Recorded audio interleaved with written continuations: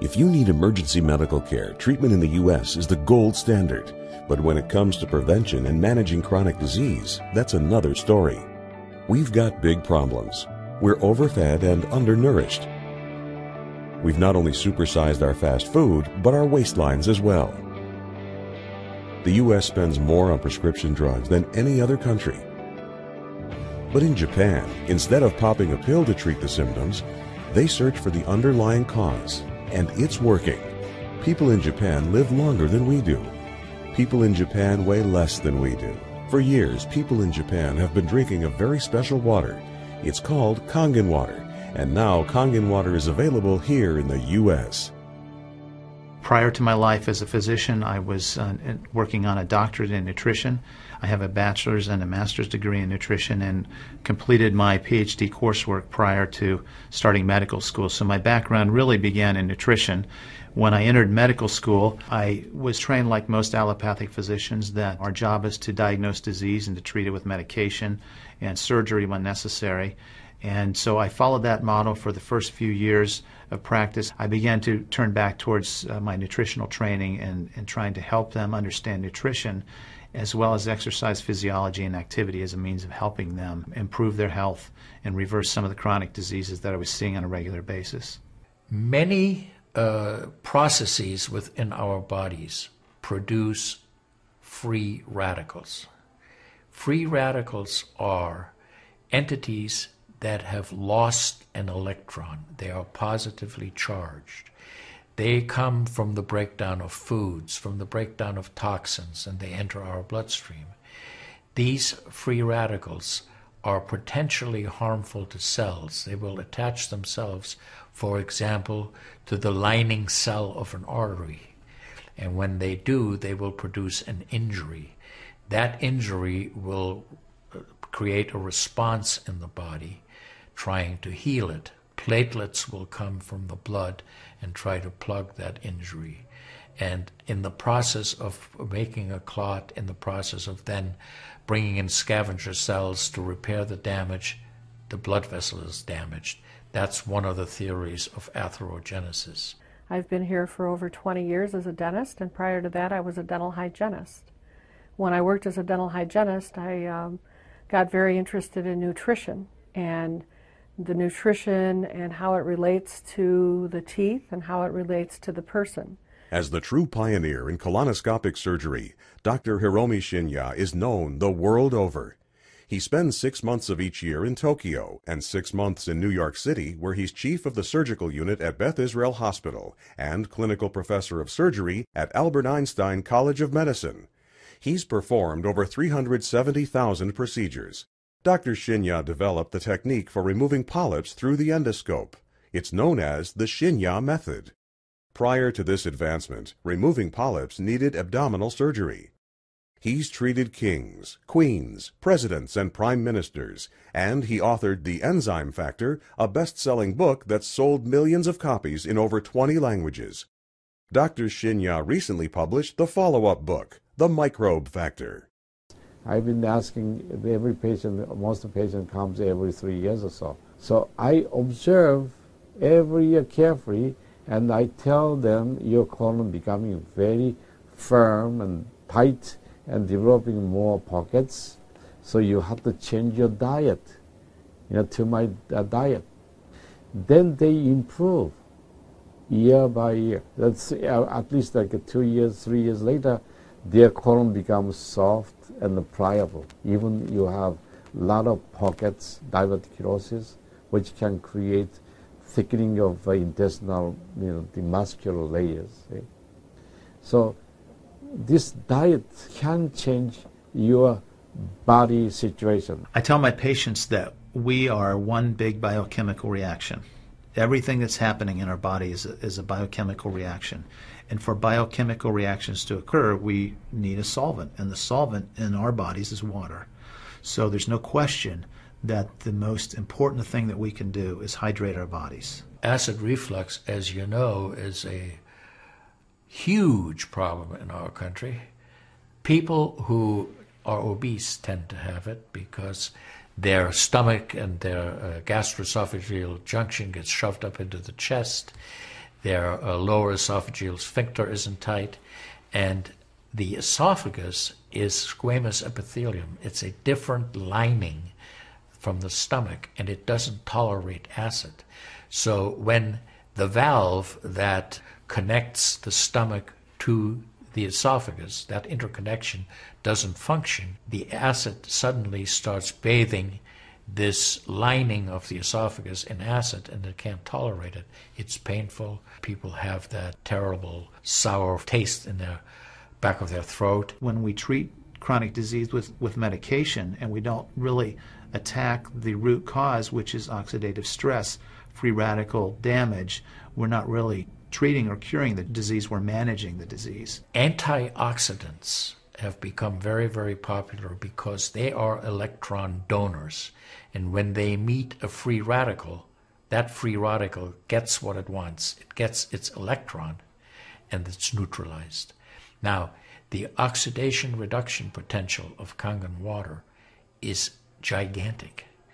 It's about 30 times greater than the famous green tea. Everyone knows about green tea being a profoundly good antioxidant. Fruits, vegetables are considered antioxidants. Kangen water at a pH of 9.5 can have a negative, which is an electron donating reduction potential of up to 600 millivolts. It's measured in millivolts. You couldn't eat enough fruits and vegetables to get anywhere near that amount into your system. We rely on oxidative stress to kill bacteria and viruses and fungi. But oxidative stress in excess, when we don't have the proper balance, when we have too much oxidation and not enough of its counterpart, which is reduction, then we get into this situation where we start to see degeneration occur in cells, in the tissues, and ultimately in the body. We get degeneration of the body, we get aging, and we get chronic disease. Oxidative stress is the mechanism by which all this happens. I find that drinking Kangen water is satisfying because it quenches one's thirst. One is able to drink a lot more because you don't get that bloated feeling. It is as if the water is very much more quickly absorbed. And there are studies that have shown that from the Japanese literature, that the water starts being absorbed in the distal esophagus before it even hits the stomach. It's absorbed in the stomach, and then by the time the duodenal sweep has been reached, it's practically already totally absorbed. Oxidized water is a very, unhealthy to me. So I don't drink that kind of water, but I drink alkalinized water. New York water, they say, the best water, but it still contains the chlorine. Why did they put the chlorine in? Because that the chlorine put into the water, that it creates the free radicals, and that free radicals can kill the bacteria. So that the chlorine in water is, there is no bacteria resides. So it's a healthy water, they call. But for a health point of view, taking this chlorine-containing water is actually oxidized water. When I found out that the Kangen water machine makes 7 types of water, I started exploring the high end, the 11.5, and the 2.5 end of that water. And on my exploration, found out that the 2.5 water is bactericidal, and I am using it in my practice to help with bleeding. I use it to sanitize the mouth before I start working on the patients. The Japanese have done a tremendous amount of work on using ionized water for wound care. There's a lot published in the Japanese literature and also now in American literature about using pH 2.5 water for bactericidal purposes. Staph aureus, for example, cannot survive in 2.5 pH water. The kill ratios are dramatic for this, and so it stands to reason that this would be beneficial for contaminated wounds or even infected wounds. The Japanese, for example, treat diabetic ulcers with ionized water with a low pH, and find that to be extremely successful. They also have published a lot on it, and the before and after pictures are very dramatic. The pH 2.5 water has tremendous antibacterial properties against both gram-negative and gram-positive organisms. With the standard American diet, it's actually very sad. I mean, that is what it stands for. Standard American diet is filled with sugars and the high energy drinks and even the bottled waters, the potato chips and the pizza and the things that these children are getting in the vending machines. All of that is acidic. You think the skin is only young? No, artery is young too. Most of people who are eating a lot of beef, meat, and a lot of oxidized waters, they tend to develop more narrowing strictures. And many people, even in the 50s, they had the bypass procedure, the stenting, all kind of problems in the artery. One of the things that you learn is called primum non nocere. Above all, do no harm. That is the duty of a physician. It dates back to Hippocrates. None of us want to do harm.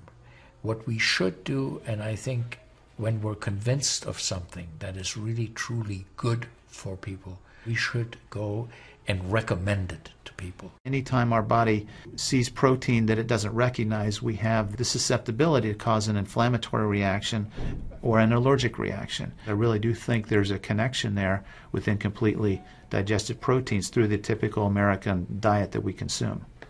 Periodontal disease affects 75% of the population. And periodontal disease is a silent disease of the mouth. In other words, you don't really know you have it until it's too late. What I have found is that we do comprehensive cleanings on people to try to get their mouth healthy again, but we use as an adjunct the acidic water that we make here at the office with our Kangen machine, and we use it under the sulcus of all the teeth, in other words, around the teeth and the gums, to clean bacteria during our procedures. And we also send the patient home with the water, because I'm sure you've heard the eyes are the mirror to the soul, while the mouth is the mirror to the rest of the body. Look at Japan. The country of Japan has the highest consumption of ionized water in the world. Now, I'm not saying it is necessarily a direct effect, but they are also number one in overall health care in the world and number one in longevity in the world. When we compare that to the United States, we're number 38 in longevity and in overall health.